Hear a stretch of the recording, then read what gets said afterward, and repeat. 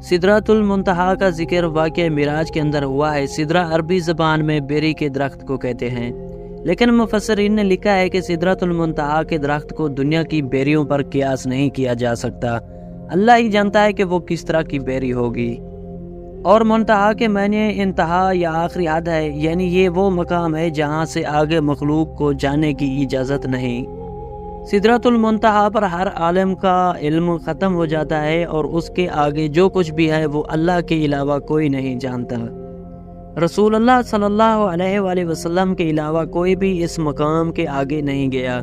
روایتوں سے پتہ چلتا ہے کہ سدرۃ المنتہا کے درخت کی جڑ چھٹے آسمان میں اور پھیلاؤ ساتویں آسمان میں ہے۔ معراج کی رات میں جب نبی کریم محمد صلی اللہ علیہ وآلہ وسلم کو حضرت جبرائیل آسمان پر لے گئے اور اللہ کے حکم سے ایک کے بعد دوسرے آسمان کی سیر کرتے ہوئے جب آپ صلی اللہ علیہ وآلہ وسلم ساتویں آسمان میں داخل ہونے لگے تو سدرۃ المنتہا کا مقام آیا۔ وہاں ایک عظیم درخت موجود تھا جس کے پھل مقام ہجر کے مٹکے جیسے تھے اور پتے ہاتھی کے کانوں کی طرح تھے۔ ہجر دراصل قوم عاد کی مملکت کا دارالسلطنت تھا، جہاں کے پتھروں اور پکی ہوئی مٹی کے مصنوعات بہت مشہور تھے۔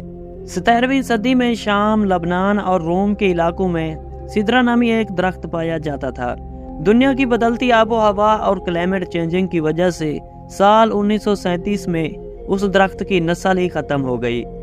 مورخین اور ماہر نباتیات نے اس درخت کی اونچائی 150 فٹ اور گولائی 40 فٹ لکھی ہے۔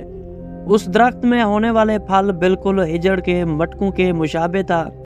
اس تاریخی درخت کے جلال اور عظمت کو دیکھ کر انسان حیرت میں ڈوب جاتا ہے، جو اپنے دور کا ایک عظیم اور خوبصورت درخت تھا۔ بائبل مقدس میں بھی اس درخت کا تذکرہ ریز کے نام سے کیا جاتا ہے۔ حضرت سلیمان، حضرت موسیٰ اور عیسیٰ علیہ السلام کے ارشادات میں بھی بڑے ادب کے ساتھ اس درخت کا نام ملتا ہے، جس نے اس کی عظمت بیان کی گئی ہے۔ زبور میں اس درخت کو ٹری آف لارڈ یعنی خداوند خدا کا درخت کہا گیا ہے۔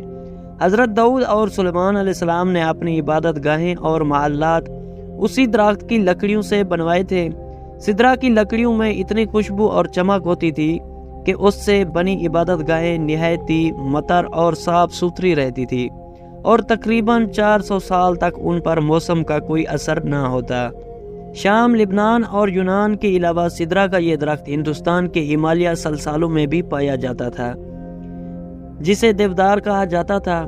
اس درخت کو ہندوستان میں دیوتا کا درخت مانا جاتا ہے، اس لیے اس کا نام دیودار ہے، جبکہ عرب میں سدرہ کے اس درخت کو ازر کہا جاتا ہے، جسے شجرت اللہ کے نام سے یاد کیا جاتا ہے۔ یہ تینوں نسل کے درخت دراصل ایک ہی خاندان سے تعلق رکھتی تھی، اور اسی خاندان میں بیری کا درخت شامل ہے۔ اس لیے اسلام سے قبل عربی کتابوں میں بیری کے درخت کو سدرہ ہی کہا گیا ہے۔ مختصر یہ کہ سدرہ قدیم دور کا ایک اہم اور نایاب درخت تھا، اس لیے قرآن و حدیث میں سدرۃ المنتہا کو دنیا کے اس بیری کے درخت سے تشبیہ دی گئی ہے۔ لیکن سدرۃ المنتہا جو 7ویں آسمان پر موجود ہے، ان دنیاوی بیریوں کے درخت کے جیسا بالکل نہیں۔ حضرت عبداللہ ابن مسعود رضی اللہ تعالیٰ عنہ نے فرمایا کہ سدرۃ المنتہا چھٹے آسمان پر ہے۔ زمین سے اوپر جانے والی چیزیں سدرہ پر آ کر رک جاتی ہیں، پھر انہیں فرشتوں کے ذریعے وصول کیا جاتا ہے، اور اسی طرح اوپر سے نیچے آنے والی چیزیں اس تک آ کر رک جاتی ہیں، پھر انہیں نیچے سے موصول کیا جاتا ہے۔ مفسرین نے لکھا ہے کہ سدرۃ المنتہا کے قریب ہی جنت الماویہ ہے، جو جنت کا اعلیٰ ترین مقام ہے اور جہاں قیامت سے پہلے شہیدوں کی روحوں کو ٹھہرایا جاتا ہے۔ سدرۃ المنتہا کے متعلق روایتوں میں آتا ہے کہ اس کے ہر پتے پر فرشتہ کھڑا ہے جو اللہ کی تسبیح میں مشغول ہے، اور اس کی شاخوں اور پتوں پر سبز رنگ کے پرندوں کا جھنڈ بیٹھا ہے۔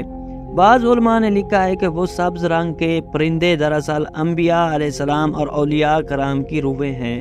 سدرۃ المنتہا ایسا درخت ہے جس کے تنے کی چوڑائی 72 سال کے سفر کے برابر ہے، جبکہ بہترین سوار اس کی شاخوں کے سائے میں قریب 100 سالوں تک سفر کر سکتا ہے۔ نبی صلی اللہ علیہ وآلہ وسلم نے فرمایا کہ سدرۃ المنتہا کے اس درخت کی جڑ سے 2 زہری نہریں نکلتی ہیں، اور اسی طرح اس کی تنوں سے 2 باطنی نہریں بھی نکلتی ہیں۔ آپ نے معراج کی رات ان نہروں کو دیکھا تو جبرائیل امین سے دریافت کیا کہ اے جبرائیل یہ باطنی اور ظاہری نہریں کیا ہیں؟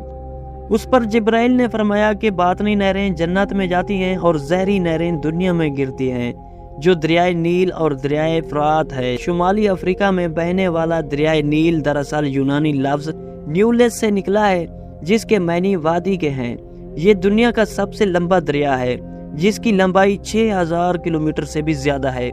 دریائے نیل مصر کی سرزمین سے گزرتا ہے اور وہاں کے باشندوں اور زراعت کے لیے اہم مقام رکھتا ہے۔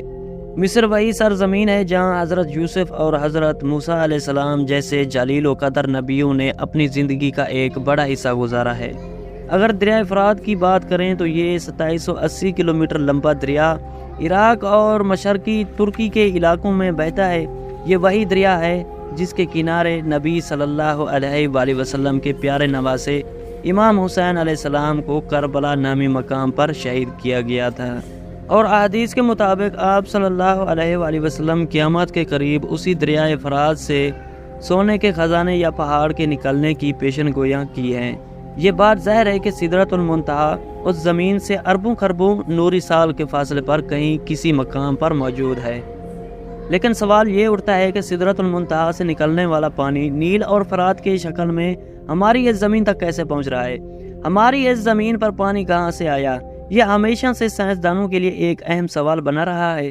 کچھ سائنسدانوں کا خیال ہے کہ زمین پر پانی اس وقت سے موجود ہے جب سے یہ زمین وجود رکھتی ہے، جبکہ حال ہی میں ہونے والے ایک تحقیق میں یہ بتایا گیا ہے کہ شاید زمین پر پانی آج سے اربوں سال پہلے خلا سے آنے والی کسی شہاب ثاقب سے میٹروئڈ کے ذریعے یہاں لایا گیا تھا، اور 3 ارب سال سے پانی اس زمین میں موجود ہے۔ اب سوال یہ ہے کہ وہ شہاب ثاقب جو اربوں سال پہلے اس زمین پر گرے تھے اور پانی کو یہاں لانے کا ذریعہ بنے، کیا وہ اس جگہ سے آئے تھے جہاں سدرۃ المنتہا موجود ہے؟